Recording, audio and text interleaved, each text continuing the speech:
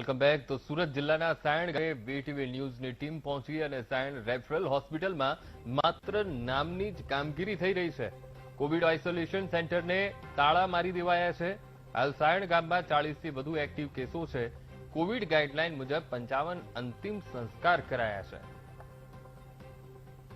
સુરત શહેરની સાથે સાથે સુરત જિલ્લાના અને ખાસ કરીને ગ્રામ્ય વિસ્તારોમાં કોરોનાની ભયાનક સ્થિતિ છે। ત્યારે સરકાર કેવી રીતે કોરોના સામે લડી રહી છે એની ગ્રાઉન્ડ રિયાલિટી ચેક કરવા માટે વીટીવીની ટીમ આજે સાયણ પહોંચી છે। પરંતુ આઘાતજનક એક ઘટનાક્રમ અહીંયા સાયણમાં જોવા મળી રહ્યો છે। અહીંયા સરકાર તરફથી જે આઇસોલેશન સેન્ટર શરૂ કરવામાં આવ્યું હતું એ આઇસોલેશન સેન્ટરને તાળા મારી દેવામાં આવ્યા છે।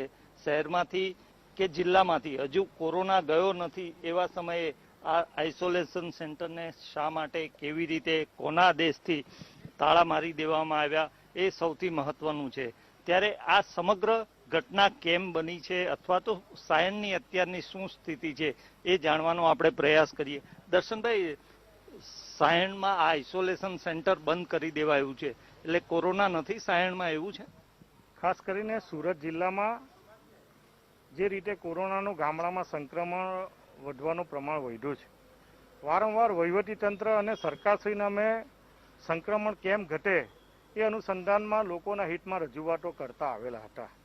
અને ખાસ કરીને ગામડામાં અમે દરેક ગામનો લગભગ પ્રવાસ કરીને એ પીએસસી સેન્ટર હોય, સીએસસી સેન્ટર હોય એની મુલાકાત લઈને ત્યાં કોઈ મેડિકલની જે જરૂરિયાત હોય એ જરૂરિયાતની રજૂઆત કરીને લોકોને સુવિધા મળે એ માટેના હંમેશા અમે પ્રયત્નો કરેલા હતા।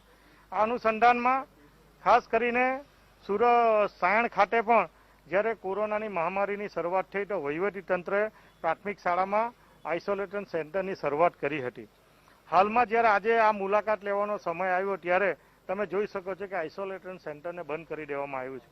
મેં ગામના વહીવટીતંત્રના આગેવાનો અને આ વિસ્તારના સામાજિક આગેવાનોને પૂછીને જે ગામની જે હાલત છે, ગામમાં આશરે 15થી 17 હજારની વસ્તી આવેલી છે।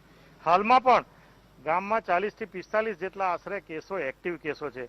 એ ઘરે હોમ આઇસોલેટ થયા, ઘણા કેસો એની પરિસ્થિતિ થોડી ગંભીર થતા એ ઘણા દર્દીઓને સુરત સિવિલમાં કે ખાનગી હોસ્પિટલોમાં સારવાર કરવામાં આવે છે। છેલ્લા 2 મહિનામાં સાયણમાં જે મરણનો આંકડો છે 40થી 50ની ઉપરનો મરણનો એ કોવિડ ગાઈડલાઈન પ્રમાણે એને અંતિમ સંસ્કાર કરવામાં આવે છે, દફનવિધિ કરવામાં આવી છે। આ ગામડાનું મોટું મુખ્ય સેન્ટર છે સાયણ, એટલે અહીંયા અવર જવર પણ લોકોની વધારે રહી છે। સંક્રમણની પરિસ્થિતિ બી એ તમે વધારે જોઈ શકો છો। હાલમાં સીએસસી સેન્ટરમાં મેં ડોક્ટરની સાથે મુલાકાત લઈને સીએસસી સેન્ટરમાં પણ રેપિડ ટેસ્ટ, આરટીપીસીઆર ટેસ્ટ અને વેક્સિનેશનની કામગીરી કરવામાં આવે છે। ડોક્ટરના કહ્યા મુજબ લગભગ 10 જણનો જેટલો સ્ટાફ અહીંયાની જરૂરિયાત છે। હાલમાં ફાર્માસિસ્ટની જગ્યા પણ ખાલી છે। અહીંયા એક્સરે મશીન છેલ્લા 4 વર્ષથી બંધ હાલતમાં પડેલું છે। આપણે સોનોગ્રાફીનું મશીન પણ અહીંયા નથી અને આઈસીયુનો જે બેડ, આઈસીયુની જે સુવિધા છે એ આઈસીયુમાં પણ છોકરા માટેની જે ફોટોગ્રાફીનું જે મશીન આવે એ મશીન પણ નથી। ડોક્ટરશ્રીનું એવું કહેવું છે કે રેફરલ હોસ્પિટલમાં જો ઓક્સિજનની જરૂરિયાત હોય તો ઓક્સિજનનો પ્લાન્ટ જો રાખવામાં આવે તો કોરોના દર્દીને અહીંયા સુવિધા આપી શકાય છે। સુરત જિલ્લામાં કોઈ પણ રેફરલ હોસ્પિટલમાં આ પ્રકારની કોવિડ સેન્ટર બનાવવામાં આવ્યું નથી।